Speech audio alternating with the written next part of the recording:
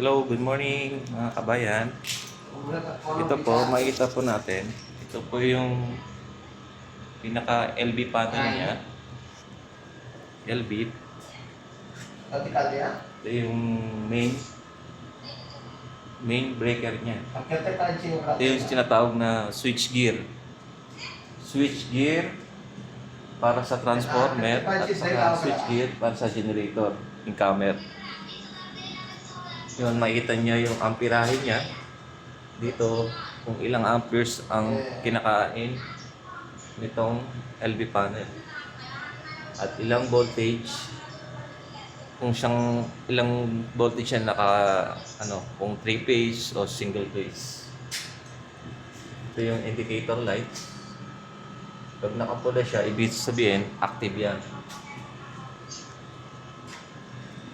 Bali, meron siyang start, stop, reset, and HOA. Kung pwede siyang i-manual o automatic. Tapos, ito yung light changer niya. Bali ito, nakakonect sa lahat sa mga SMPV panel. Makikita niyo to sa mga electrical room, sa mga building. Dito siya nakakonect. Yan. I-ano mo lang yan, on off mo lang siya. In case of kayo troubleshooting, i-shutdown muna natin. Bali, ito yung sa amin. Ito yung sa aming company. Ito, dito siya nakakonect. Lahat ng fire system namin, dito siya nakakonect. Lahat ng supply. Ngayon, pagka nag-troubleshooting kami, ginagawa namin, sinashutdown namin to para lalo sa mga jacket pump at sa mga diesel pump motor. Yan, madami yan. Meron tagpo 400 ampere. 400 ampere. Ito nyo, 250. At 400 amperes para sa amin. 100 ampere, 200 ampere, 400. Tataas ng ampere nito. Kasi ito lahat to nakakonect sa lahat ng building. Dito siya nasusupply.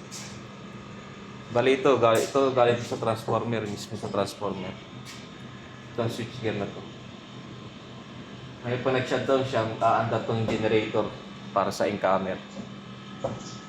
Bali ang kable niya nandun sa labas, sa ilalim. Nakikita nyo yan. Yan yung pinaka-isolator. Yan, kita nyo yung kable na yan.